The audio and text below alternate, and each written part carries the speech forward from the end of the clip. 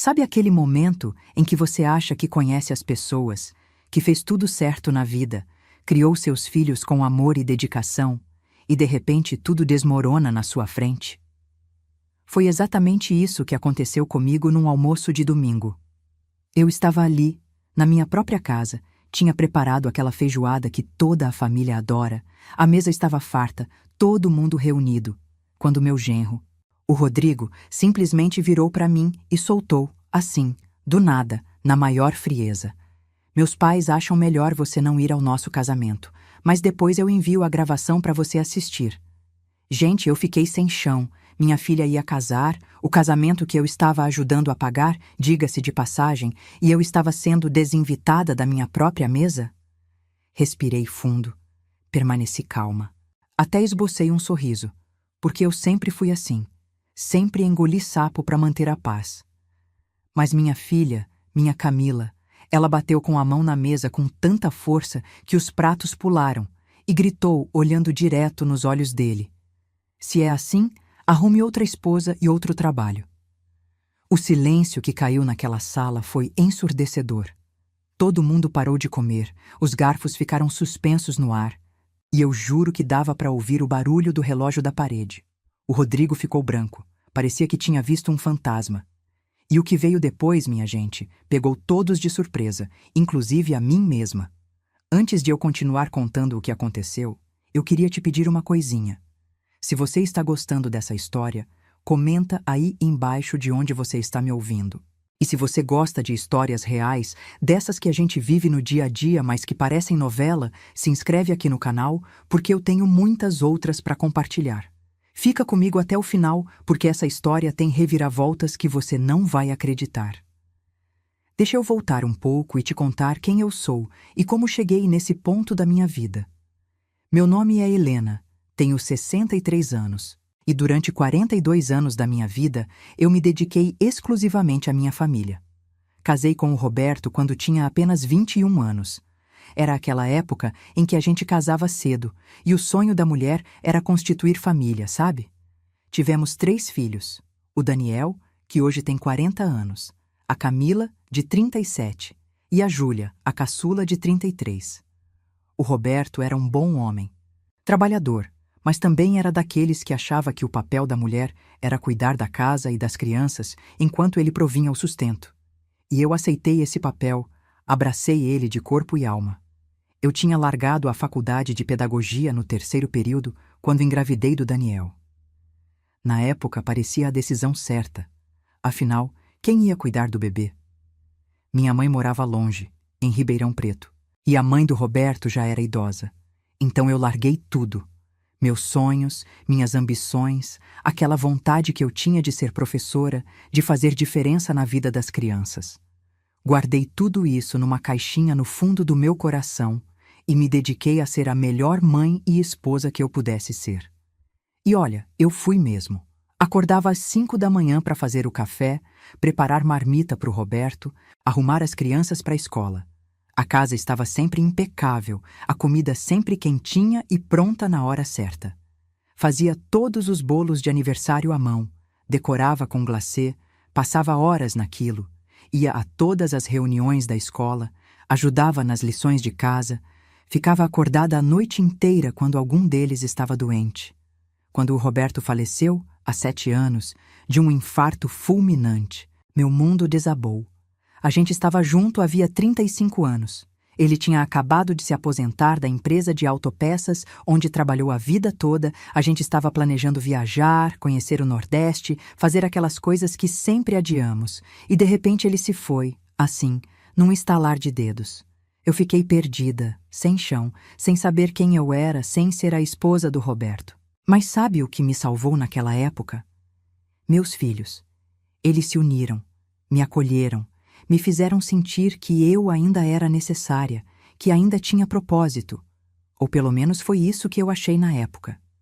A pensão que eu recebi do Roberto não era grande coisa, mas dava para eu viver com certo conforto no meu apartamento de 2 quartos no Tatuapé, aqui em São Paulo.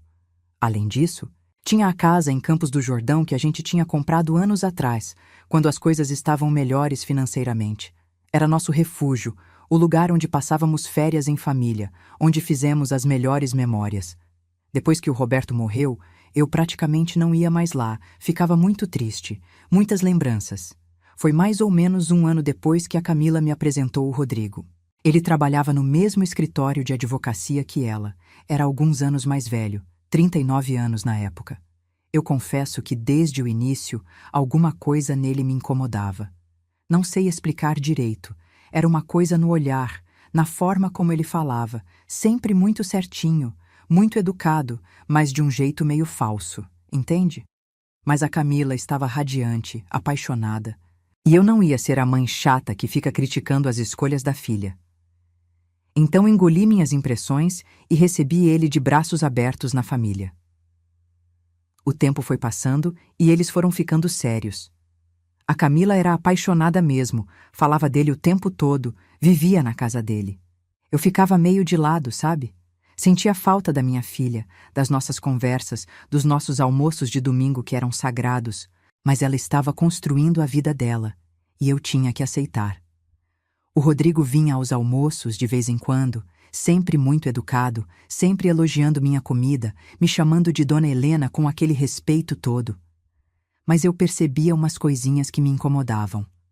A forma como ele controlava sutilmente a Camila, decidindo por ela o que iam comer, interrompendo quando ela estava falando, fazendo piadinhas sobre o trabalho dela. Nada muito escancarado, mas estava ali. Quando eles decidiram morar juntos, a Camila veio me pedir ajuda financeira. O apartamento que o Rodrigo tinha era muito pequeno, eles queriam um lugar maior. Eu não pensei 2 vezes. Tirei da poupança R$ 25.000 para ajudar na entrada. Era uma boa parte das minhas economias, mas era para a felicidade da minha filha. Valia a pena. Eles compraram um apartamento de 3 quartos no Itaim, um bairro que eu achava caro demais, mas eles queriam morar perto do trabalho. Ajudei também com móveis, utensílios, fui naquelas lojas do centro com a Camila escolher jogo de panela, jogo de cama, essas coisas. Gastei mais uns R$ 5.000 nisso tudo. Meu filho Daniel até me questionou na época. Disse que eu estava exagerando, que eles 2 tinham bons salários e podiam ser sozinhos. Mas eu falei que mãe é assim mesmo, quer ver os filhos bem. Depois que foram morar juntos, as coisas começaram a ficar estranhas. A Camila foi se afastando aos poucos. Antes ela me ligava todo dia, passava aqui em casa pelo menos 2 vezes por semana. Depois das mudanças, as visitas foram rareando. Quando eu ligava para ela, sentia que estava atrapalhando alguma coisa. As conversas ficaram curtas, superficiais. Eu tentava marcar almoços, jantares, e ela sempre tinha uma desculpa. Estava cansada, tinha muito trabalho, eles tinham compromissos. Meu coração doía, mas eu tentava entender. Ela estava numa fase nova da vida, construindo uma relação. Era natural que ficasse mais distante da mãe. Um dia, uns 6 meses depois que foram morar juntos, a Camila me ligou empolgadíssima. Mãe, senta aí que eu tenho uma notícia para te dar. Meu coração disparou. Pensei que ela estava grávida, mas não. Era o pedido de casamento. O Rodrigo tinha pedido ela em casamento num restaurante chique, com direito a músico tocando violino e tudo. Ela estava nas nuvens, e eu fiquei feliz por ela, claro. Marcamos um almoço para comemorar e foi aí que conheci os pais do Rodrigo, o senhor Antônio e a dona Marlene. Gente do céu, que casal antipático. Moravam num condomínio fechado em Alphaville, daqueles cheios de frescura, e deixavam bem claro que se achavam melhores que todo mundo. O senhor Antônio era dono de uma concessionária de carros, tinha dinheiro, e a dona Marlene nunca tinha trabalhado na vida, vivia de ser Mauricinho, como minha mãe diria. Desde o primeiro encontro, senti que eles me olhavam de cima, me julgavam. A dona Marlene ficou fazendo perguntas indiscretas sobre minha vida, quanto eu ganhava de pensão, onde eu morava, se o apartamento era próprio. Fiquei tão desconfortável que a Camila precisou intervir e mudar de assunto. Mas o pior foi quando começamos a planejar o casamento. A Camila veio me dizer que queria casar na igreja, numa festa bonita, e que o Rodrigo e ela estavam juntando dinheiro, mas que ia demorar uns 2 anos para conseguirem. Eu, boba, nem pensei direito e disse: filha, se vocês quiserem casar antes, eu posso ajudar. Não vou poder pagar tudo, mas posso dar uma boa parte. Os olhos dela brilharam. A gente começou a fazer contas, orçamentos e chegamos à conclusão de que com 50 mil reais dava para fazer uma festa linda para 150 pessoas. Eu tinha esse dinheiro guardado numa aplicação que o Roberto tinha feito antes de morrer. Era para ser minha segurança, meu colchão para o futuro. Mas pensei, qual segurança maior do que ver minha filha feliz? Foi aí que as coisas começaram a sair do controle de verdade. A dona Marlene, quando soube que eu ia bancar boa parte do casamento, começou a meter o bedelho em tudo. Queria buffet mais caro, queria decoração mais sofisticada, queria convidar não sei quantos amigos deles. Cada vez que a gente se reunia para decidir alguma coisa, ela chegava com ideias mirabolantes que estouravam o orçamento. E o Rodrigo sempre apoiava a mãe dele, colocando pilha na Camila. Amor, é nosso casamento, tem que ser especial, não podemos economizar. Eu via minha filha dividida entre o que era sensato e a pressão que sofria. Teve uma vez que a dona Marlene sugeriu um buffet que custava o dobro do que a gente tinha orçado. Quando eu falei que não cabia no orçamento, ela soltou assim na minha cara. Ah, Helena, mas você não quer o melhor para sua filha? Se não tem condições de fazer uma festa decente, talvez seja melhor a gente assumir tudo e fazer do nosso jeito. Senti uma facada no peito.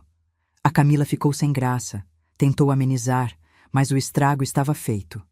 Saí daquela reunião arrasada, humilhada. Mesmo assim, eu acabei cedendo em várias coisas. O orçamento de 50 mil foi para 70. Tive que mexer em outros investimentos, vender umas coisinhas que tinha guardado, mas estava feliz porque a Camila parecia radiante com os preparativos, mesmo que eu sentisse que ela estava cada vez mais sob a influência do Rodrigo e da família dele. Ela tinha mudado, sabe? Ficado mais materialista, mais preocupada com aparências. Às vezes não reconhecia minha filha nela. Os domingos em família, que antes eram sagrados lá em casa, começaram a incluir o Rodrigo e, ocasionalmente, os pais dele. Eu fazia questão de preparar tudo com muito carinho, botava a mesa bonita, fazia aquelas comidas que eu sabia que todo mundo gostava. Mas a dona Marlene sempre dava um jeito de diminuir tudo. Ah, que interessante esse seu tempero. Bem caseiro mesmo. Ou então, você faz tudo sozinha? Que trabalhoso. Eu tenho uma moça que cozinha para mim. Não tenho paciência para essas coisas. E o senhor Antônio ficava falando de viagens internacionais que faziam, de restaurantes caros que frequentavam, sempre naquele tom de quem está te mostrando que você é inferior. Teve um domingo específico, uns 3 meses antes daquele almoço fatídico, que as coisas ficaram muito tensas.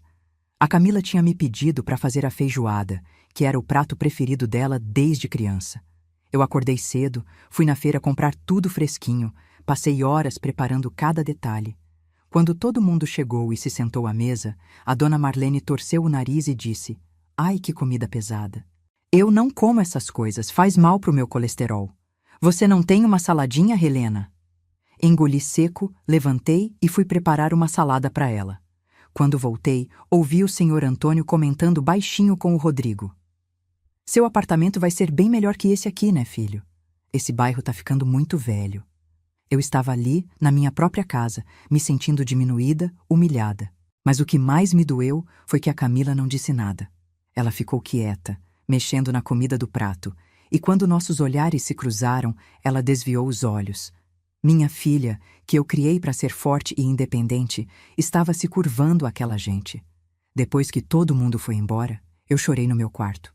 Me senti tão sozinha, tão desvalorizada. Nas semanas seguintes, percebi que o Rodrigo estava cada vez mais à vontade para me tratar com condescendência. Dava palpite em tudo na minha vida.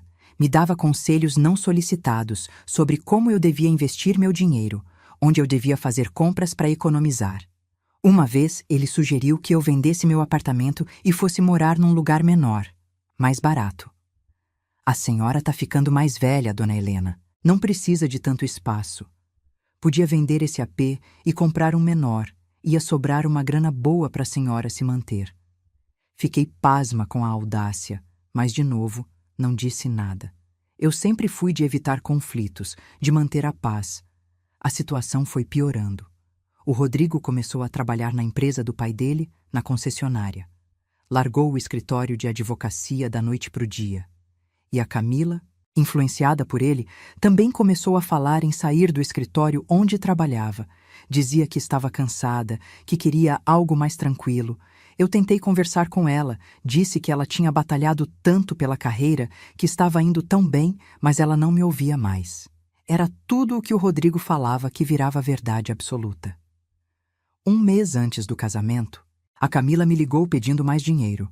Precisavam de mais 15 mil reais porque tinham decidido fazer a lua de mel em Cancún e o pacote estava mais caro do que imaginavam. Eu não tinha mais de onde tirar sem comprometer seriamente minhas economias.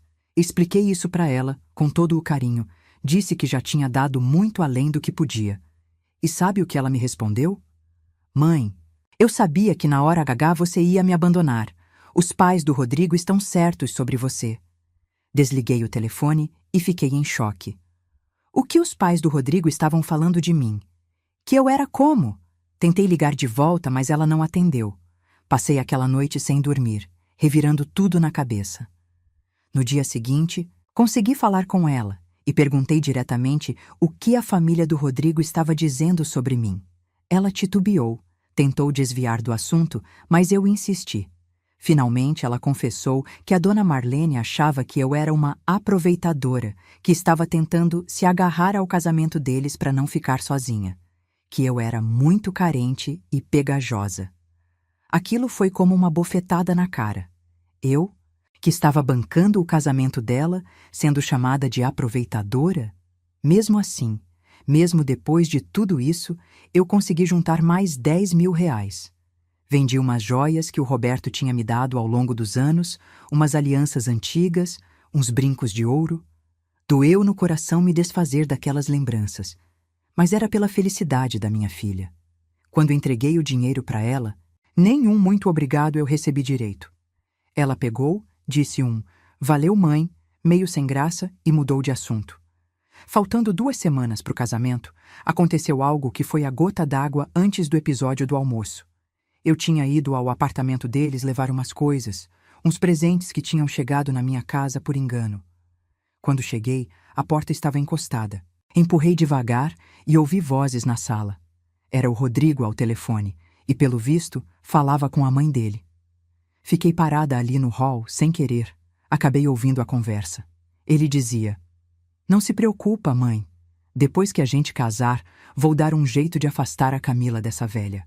Ela já deu o que tinha que dar mesmo, agora é só peso morto. A gente convida ela para as coisas por obrigação, mas não precisa ser sempre." Gente, meu chão se abriu. Senti minhas pernas bambas, meu coração acelerou tanto que achei que ia ter um treco. Encostei na parede para não cair.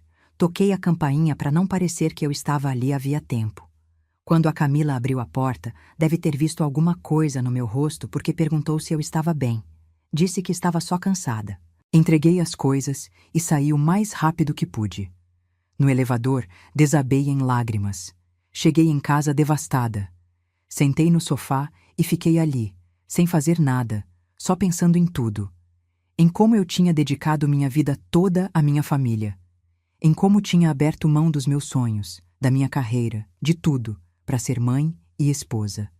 Em como tinha virado a viúva solitária que se agarrava aos filhos. E agora estava sendo descartada como um móvel velho que não serve mais. Chorei por horas, até não ter mais lágrimas. Foi nessa noite, no fundo do poço, que alguma coisa mudou dentro de mim. Não sei explicar direito o que foi. Talvez tenha sido raiva. Talvez tenha sido amor próprio finalmente dando as caras depois de tanto tempo adormecido. Mas eu decidi que não ia mais ser capacho de ninguém. Decidi que ia esperar, observar, e na hora certa ia mostrar para aquela gente toda quem realmente era Helena. Comecei a prestar atenção em coisas que antes passavam despercebidas. Comecei a anotar conversas, datas, valores. Fui no banco e pedi extrato de tudo que tinha movimentado nos últimos 2 anos. Vi ali, preto no branco, quanto eu tinha dado para Camila e para o Rodrigo. No total, já passava de 100 mil reais.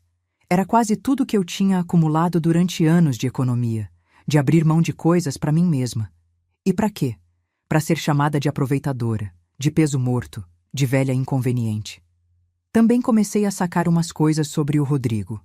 Dei uma investigada discreta, perguntei para uma amiga que tem um filho que trabalha na área de recursos humanos. Descobri que ele tinha sido demitido do escritório de advocacia, não tinha pedido para sair.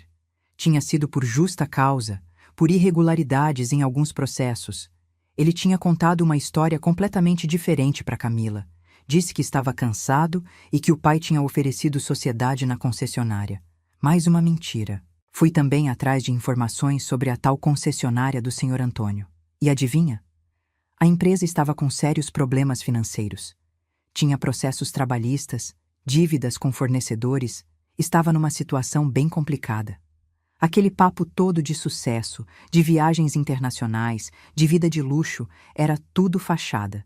Eles estavam, na verdade, desesperados por dinheiro. E aí tudo começou a fazer sentido. O interesse do Rodrigo pela Camila, que ganhava muito bem como advogada numa área especializada, o interesse em se aproximar de mim, em arrancar de mim todo o dinheiro que pudessem. Éramos um plano de resgate financeiro para aquela família. Enquanto eu descobria tudo isso, mantive a postura de sempre, a Helena bonzinha, a mãe que faz tudo pelos filhos, a sogra que não arruma confusão. Continuei indo nos almoços de domingo, continuei sorrindo e acenando, continuei fingindo que estava tudo bem. Mas por dentro, eu estava fervendo e estava planejando. Foi então que chegou aquele domingo fatídico, o que eu mencionei no começo dessa história. Eu tinha preparado a feijoada, todo mundo estava lá, meus 3 filhos, o Rodrigo e os pais dele. A Júlia tinha levado o marido e os 2 filhos pequenos. O Daniel foi com a namorada nova. Estava aquele clima de família reunida, sabe? As crianças brincando, o pessoal conversando.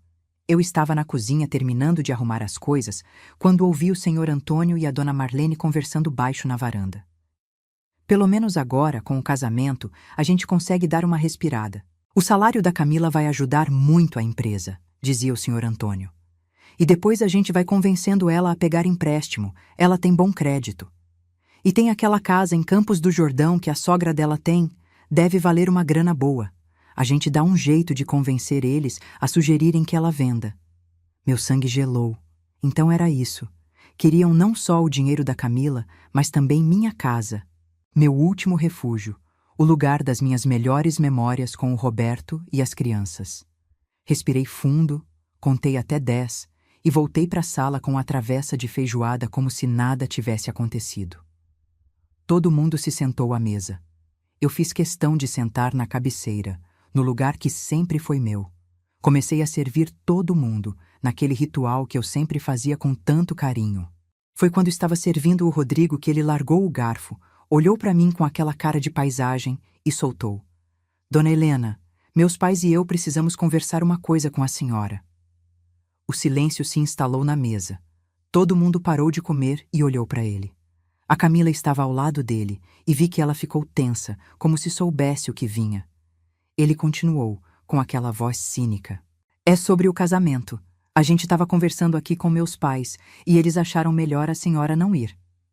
Eu pisquei, sem entender. Ou melhor, entendendo perfeitamente, mas não acreditando que ele teria a cara de pau de dizer aquilo. Como assim não ir? Perguntei calmamente. É que assim, meus pais vão convidar muita gente importante, empresários, clientes da concessionária, e eles acham que a senhora pode ficar meio deslocada, sabe? Não vai conhecer ninguém, vai ficar sem graça para a senhora. Então achamos melhor a senhora não ir. Mas fica tranquila que eu mando a gravação depois. A senhora assiste do conforto da sua casa. Olhei em volta da mesa. Meus filhos estavam em choque. A Júlia estava de boca aberta. O Daniel tinha largado o copo que estava segurando. As crianças, sem entender o que estava acontecendo, continuavam mexendo na comida.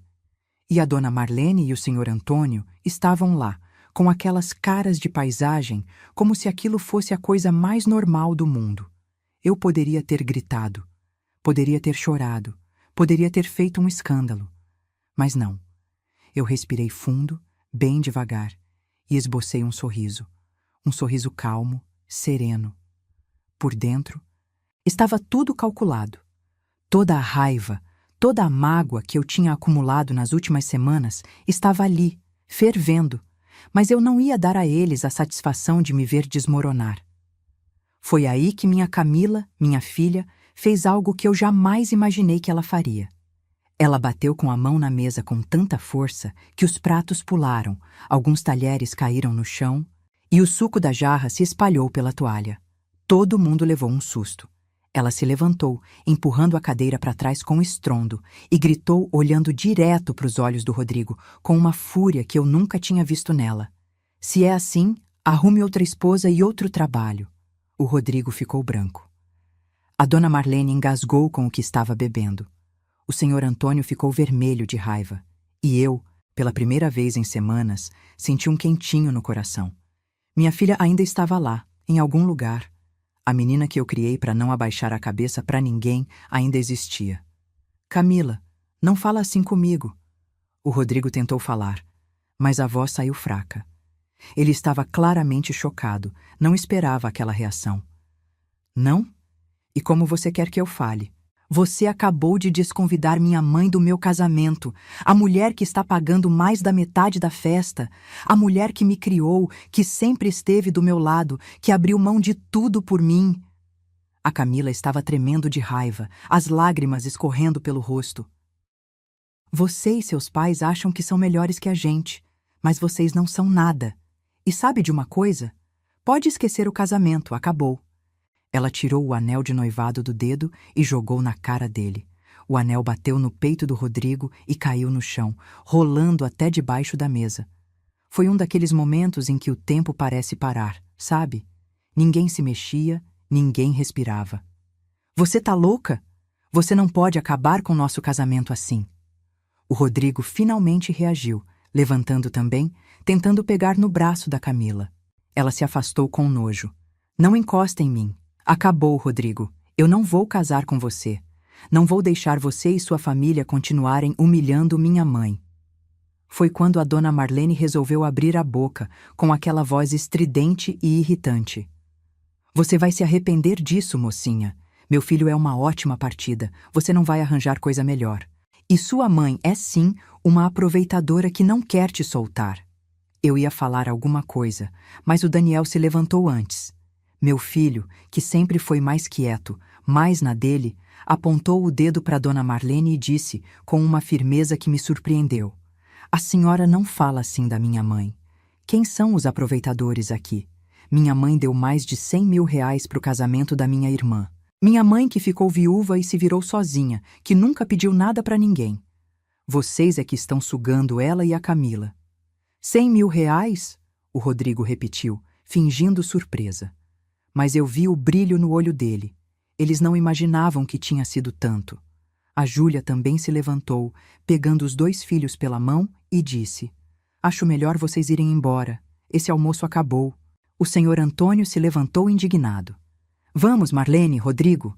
Não precisamos ficar aqui sendo desrespeitados por essa gente. Ele cuspiu a palavra gente com tanto desprezo que dava para sentir. Gente?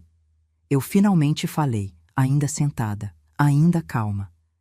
Gente, é o que vocês não são. Gente de verdade tem caráter, tem honestidade. Vocês são uma família de vigaristas que estava tentando dar um golpe na minha filha e em mim. O Rodrigo veio para cima de mim. Cala a boca, velha. Você não sabe de nada. Foi aí que o Daniel segurou ele. Meu filho pode não parecer, mas ele é forte, faz academia há anos. Segurou o Rodrigo pelo colarinho e praticamente arrastou ele até a porta. Sai da casa da minha mãe antes que eu te ponha para fora na força. A dona Marlene estava aos berros, o senhor Antônio ameaçando processar todo mundo. Foi aquele auê todo. Mas eles saíram. E quando a porta se fechou, o silêncio caiu novamente na sala. A Camila desabou no chão, aos prantos. Eu me levantei e fui até ela. Abracei minha filha com toda a força que eu tinha. Ela se agarrou em mim e disse entre soluços: Me desculpa, mãe.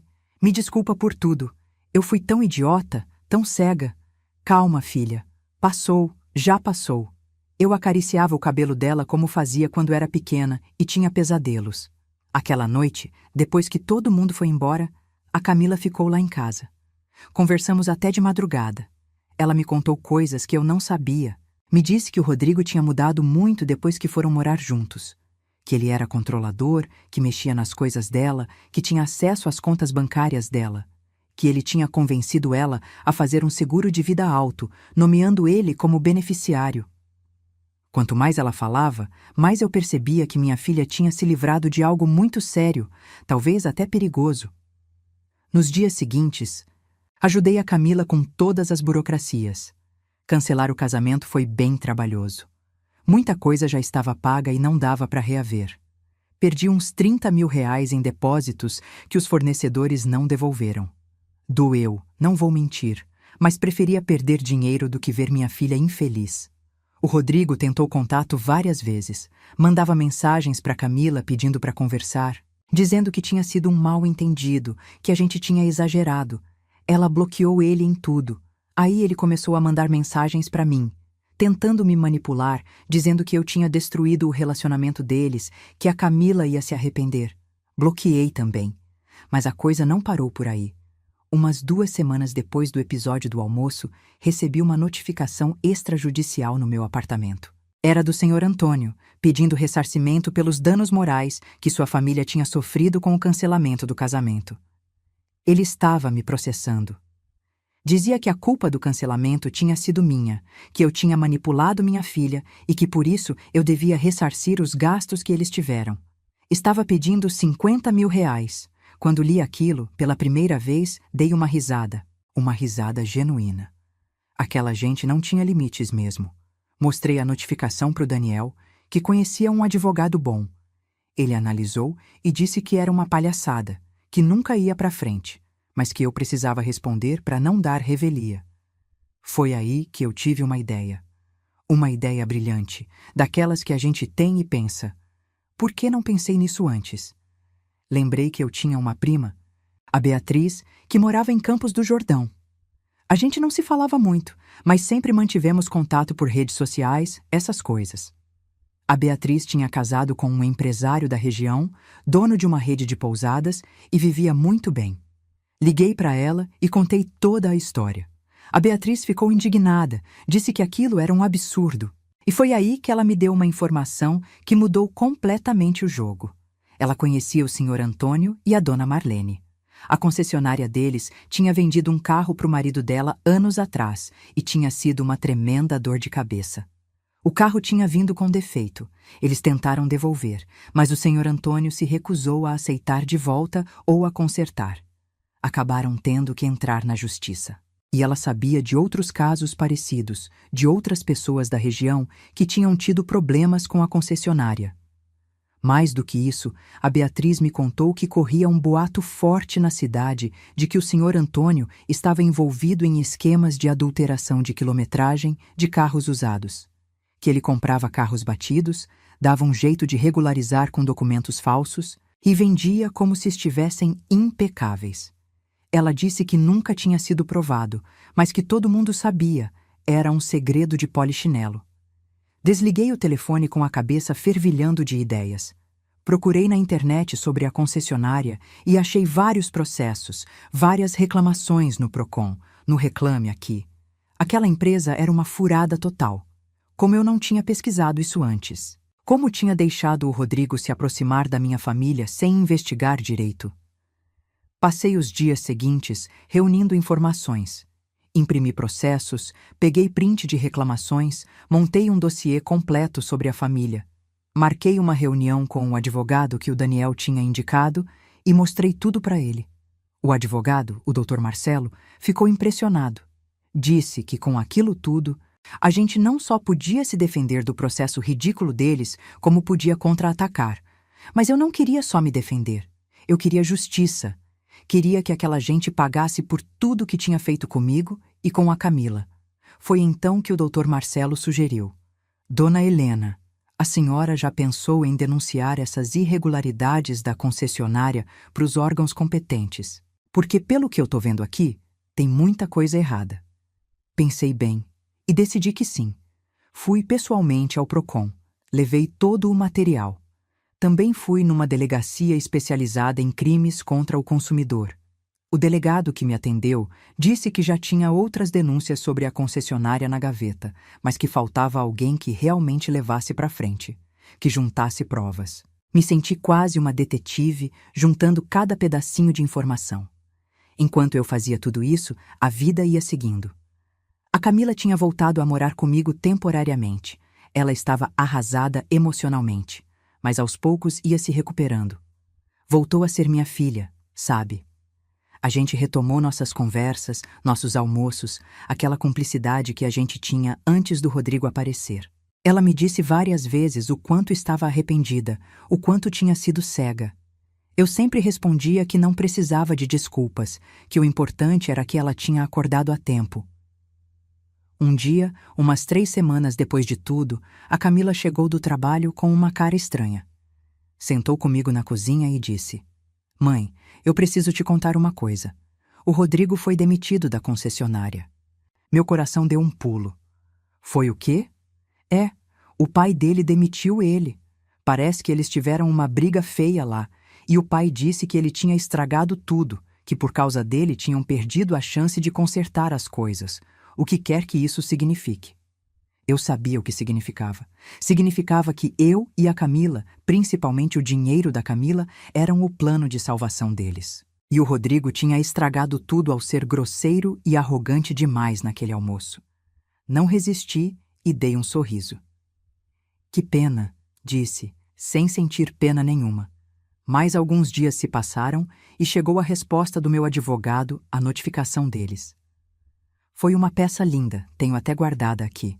O doutor Marcelo desmontou todos os argumentos deles, citou jurisprudência e ainda anexou cópias de algumas das reclamações contra a concessionária, insinuando que a família tinha índole duvidosa. Enviou também uma contranotificação pedindo que cessassem qualquer tipo de contato comigo e com a Camila, sob pena de processar por assédio. Achei que com isso eles iam sossegar, mas me enganei.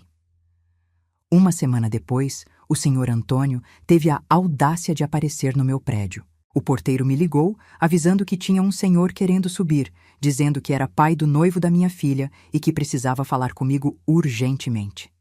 Disse para o porteiro que não autorizava a subida, que se ele quisesse falar comigo, que fosse através de advogado.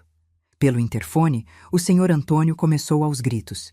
Dizia que eu era uma velha ressentida, que tinha destruído o futuro do filho dele, que ia me processar até eu perder tudo.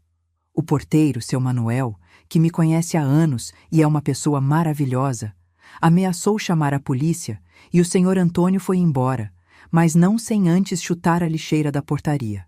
Que gente mais sem classe! Fiquei sabendo depois, através da Camila, que o Rodrigo estava desesperado tentando arrumar emprego. Nenhum escritório de advocacia queria contratar ele por causa do histórico de demissão por justa causa. E a situação da concessionária estava cada vez pior. As denúncias que fiz tinham dado início a uma investigação. Recebi uma ligação do delegado dizendo que tinha conseguido um mandado de busca e apreensão e que tinham encontrado documentos adulterados, carros irregulares, um monte de coisa. A concessionária ia ser interditada e o senhor Antônio ia responder criminalmente.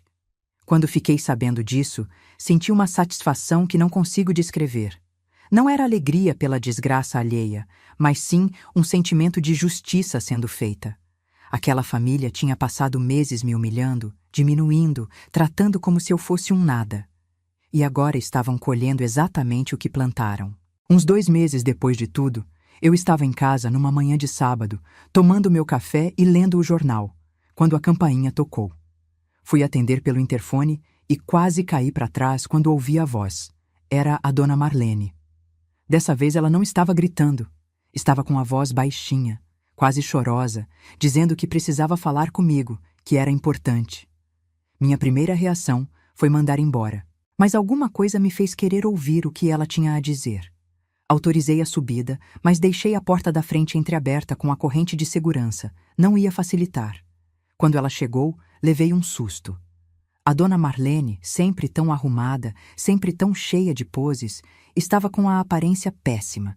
Olheiras fundas, cabelo mal arrumado, roupa amarrotada. Ela começou a falar, pedindo desculpas, dizendo que tinha sido muito injusta comigo, que estava arrependida, que a situação deles estava muito difícil, que a concessionária tinha fechado, que tinham perdido tudo, que estavam sendo processados por várias pessoas, que o Rodrigo estava desempregado e deprimido, e que ela vinha me pedir, por favor, que eu retirasse as denúncias que tinha feito. Fiquei ali, olhando para ela através da fresta da porta. Aquela mulher que tinha me tratado como lixo durante meses, que tinha me chamado de aproveitadora, que tinha conspirado para tomar minha casa e o dinheiro da minha filha, agora estava ali, implorando. E sabe o que eu senti? Pena. Não uma pena que faz você ceder, mas uma pena pela criatura patética em que ela tinha se transformado. Dona Marlene, eu disse calmamente, eu não vou retirar denúncia nenhuma. O que foi feito, foi feito. Vocês passaram meses me humilhando, me tratando mal, tentando se aproveitar de mim e da minha filha. Vocês acham que as pessoas são descartáveis, que podem usar e jogar fora. Pois então, agora vocês vão aprender uma lição importante. Ações têm consequências.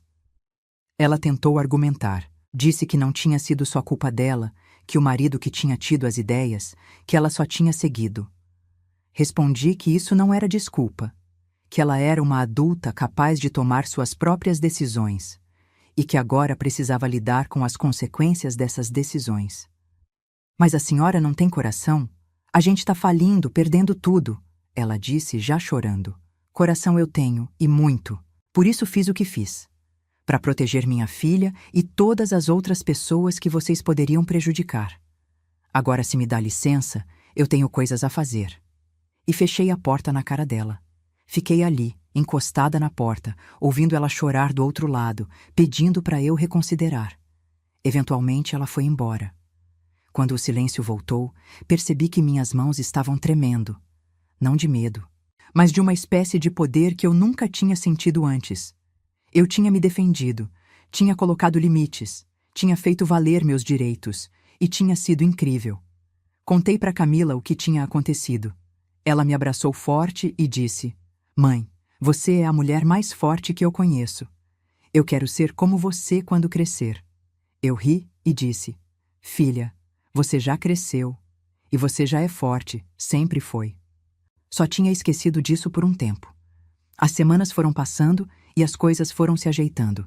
O processo do Sr. Antônio contra mim foi arquivado por falta de fundamento, como o Dr. Marcelo tinha previsto. A investigação contra a concessionária seguiu seu curso e resultou em várias acusações criminais. Fiquei sabendo que eles tiveram que vender a casa de Alphaville para pagar advogados e tentar cobrir parte das dívidas. A Camila, aos poucos, foi se recuperando do abalo emocional. Voltou a sair com as amigas, voltou a sorrir de verdade. Um dia, ela chegou em casa e me disse: Mãe, eu estava pensando aqui. Eu nunca te agradeci direito por tudo que você fez por mim. Não só agora, mas a vida toda. Você abriu mão de tanta coisa para cuidar da gente e eu sempre achei que era obrigação sua, sabe? Mas não é. Você escolheu ser mãe, mas não era obrigada a se anular do jeito que se anulou. E eu prometo que daqui para frente vou valorizar isso. Aquelas palavras me tocaram profundamente. Durante toda a minha vida, eu tinha naturalizado meus sacrifícios como se fossem a coisa mais normal do mundo. Como se toda mãe tivesse que abrir mão de tudo, sempre. Mas ouvir minha filha reconhecendo aquilo, valorizando aquilo, foi libertador de uma forma que eu não esperava. Foi mais ou menos nessa época que eu comecei a pensar em mim mesma pela primeira vez em décadas. Comecei a me perguntar: o que eu quero da vida? O que me faz feliz? Quem eu sou além de mãe, além de viúva, além de avó? Eram perguntas que eu nunca tinha me feito. Sempre estava ocupada demais cuidando dos outros. Comecei aos poucos. Voltei a ler, que era uma coisa que eu adorava quando era jovem, mas tinha abandonado. Comecei a fazer caminhadas no parque perto de casa toda manhã. Me inscrevi num curso de artesanato na igreja do bairro e descobri que tinha jeito para aquilo. Fiz umas peças lindas. Pequenas coisas, mas que foram me reconectando comigo mesma. Também voltei a ir em Campos do Jordão.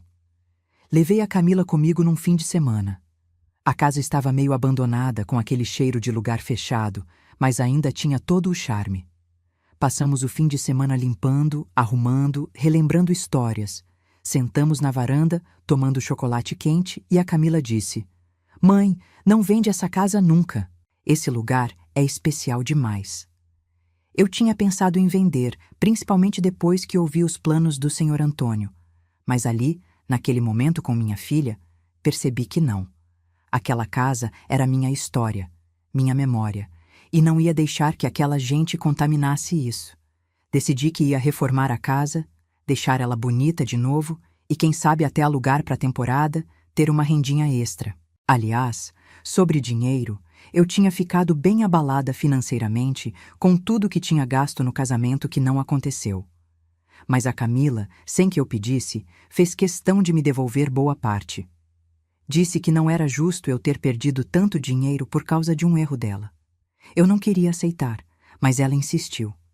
Disse que ia pagar em parcelas, mas que fazia questão. Aceitei. Não vou mentir que o dinheiro fez diferença. Consegui recompor minhas economias e respirar um pouco mais aliviada. Uns 4 meses depois de toda a confusão, eu estava no supermercado fazendo compras quando esbarrei com o Rodrigo. Literalmente esbarrei. Virei o carrinho numa esquina e quase bati no dele. Quando vi quem era, meu primeiro instinto foi virar e ir embora. Mas alguma coisa me fez ficar. Ele estava com uma aparência péssima. Barba por fazer, roupa surrada, olheiras. Ficamos ali, nos encarando por alguns segundos que pareceram uma eternidade. Finalmente ele falou: "Dona Helena." A voz saiu fraca, sem aquela arrogância toda de antes. "Rodrigo," respondi, neutra. Eu queria te pedir desculpas. Pelo que eu fiz, pelo que meus pais fizeram. A gente estava errado, muito errado. Eu estraguei tudo, perdi a Camila, perdi meu emprego, perdi tudo." Ele parecia genuinamente arrependido, mas também estava claramente esperando que eu dissesse alguma coisa que o fizesse se sentir melhor. Respirei fundo e disse: "Rodrigo, eu aceito suas desculpas, mas isso não muda nada do que aconteceu. Você e sua família tentaram usar minha filha e a mim. Você tratou a gente como se fôssemos inferiores, como se pudessem fazer o que quisessem conosco. E agora você está colhendo o que plantou. Eu espero sinceramente que você aprenda com isso e seja uma pessoa melhor daqui para frente. Mas você precisa entender que algumas pontes, quando queimadas, não podem ser reconstruídas." Ele assentiu, cabeça baixa, e se afastou. Fiquei ali, parada no corredor do supermercado, segurando meu carrinho, e percebi que não sentia a raiva dele. Nem ódio, nem desejo de vingança. Só uma espécie de indiferença. Ele não tinha mais poder nenhum sobre mim ou sobre a minha filha. Tinha virado apenas uma pessoa qualquer que eu conheci e que passou pela minha vida. Essa sensação de liberdade foi incrível. Percebi que finalmente tinha virado a página daquele capítulo da minha vida. Não carregava mais mágoa. Não ficava remoendo o que tinha acontecido. Tinha feito o que precisava fazer. Tinha me defendido. Tinha protegido minha filha. E agora estava seguindo em frente. Hoje, olhando para trás para tudo o que aconteceu, vejo como aquele episódio terrível acabou sendo um presente disfarçado. Me fez acordar para a vida. Me fez perceber que eu tinha me anulado demais, que tinha deixado de existir como indivíduo para existir apenas em função dos outros. E me mostrou que nunca é tarde para recomeçar, para se redescobrir. A Camila está ótima. Conheceu um rapaz novo no trabalho, o Felipe, que é completamente diferente do Rodrigo. Ele é humilde, respeitoso e adora vir aqui em casa comer minha feijoada. Da primeira vez que ele veio, eu estava tensa, com medo de estar começando tudo de novo. Mas o Felipe conquistou a gente desde o primeiro minuto. Ele ajuda a lavar a louça, conversa com todo mundo, trata a Camila como uma rainha, mas sem ser controlador. É lindo de ver. O Daniel também está bem, continua namorando a Carol, que é uma menina super gente boa. E a Júlia, coitada, vive no corre com os 2 pequenos, mas é feliz. Nossos almoços de domingo voltaram a ser o que eram antes.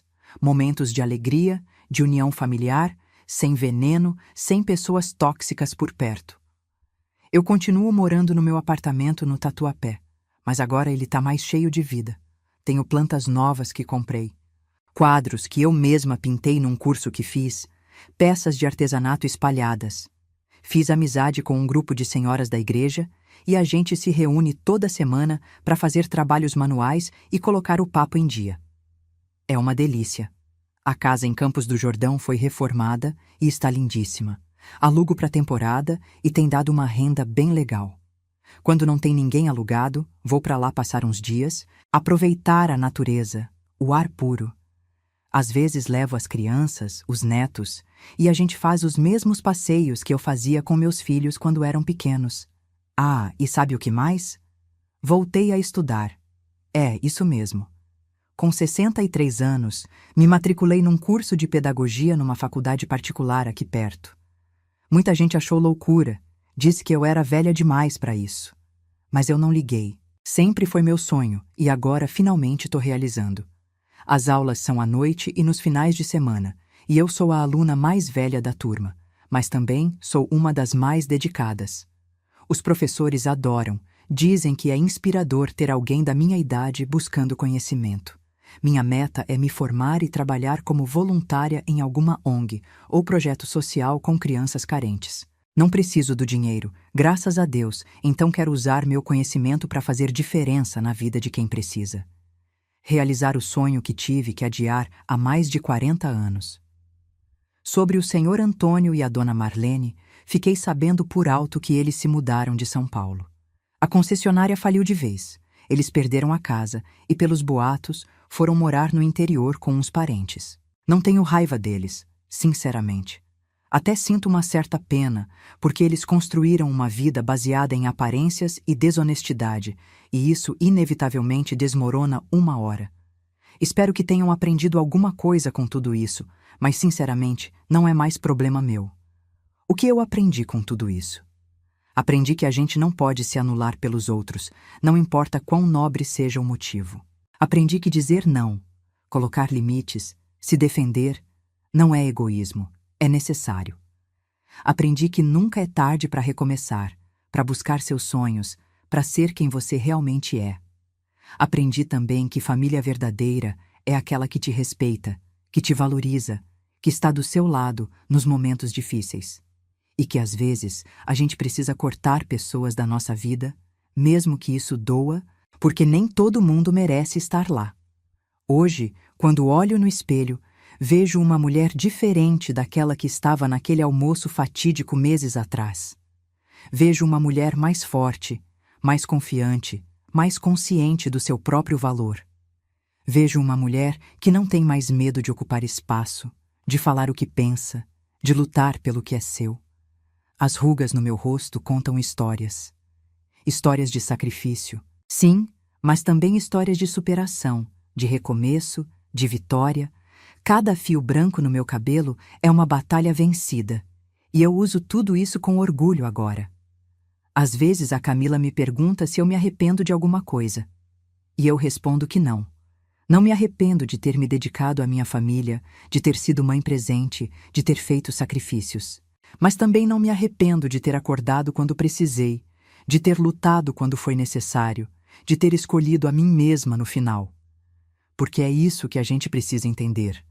Cuidar da gente mesmo não é egoísmo, é sobrevivência, é saúde mental, é amor próprio, e só conseguimos cuidar bem dos outros quando a gente está bem com a gente mesmo. Então, para você que está me ouvindo agora, deixo esse recado. Não se anule por ninguém. Não deixe que te desvalorizem, que te diminuam, que te façam sentir menos do que você é. Você tem valor, você merece respeito, você merece ser feliz. E se precisar escolher entre agradar os outros e cuidar de você, escolha você.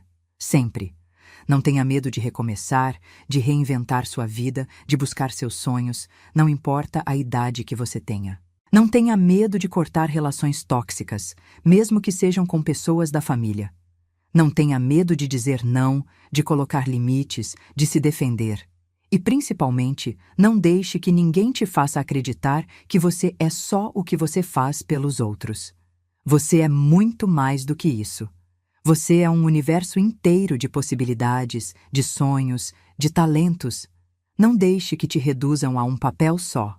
A vida é curta demais para a gente viver de acordo com as expectativas dos outros. É curta demais para a gente aceitar migalhas de afeto, respeito pela metade, amor condicionado. A gente merece mais. Sempre mereceu. E você que está me ouvindo agora, o que faria no meu lugar? Teria tido a coragem de enfrentar, de se defender, de recomeçar? Ou teria deixado que te pisassem, que te usassem, que te descartassem? Comenta aí embaixo, eu quero saber sua opinião. E se essa história te tocou de alguma forma, compartilha com alguém que precisa ouvir isso. Porque tem muita Helena por aí, se anulando, se sacrificando, achando que não tem escolha. E tem. A gente sempre tem escolha. Eu escolhi me libertar. Escolhi me valorizar. Escolhi viver. E foi a melhor escolha que já fiz na vida.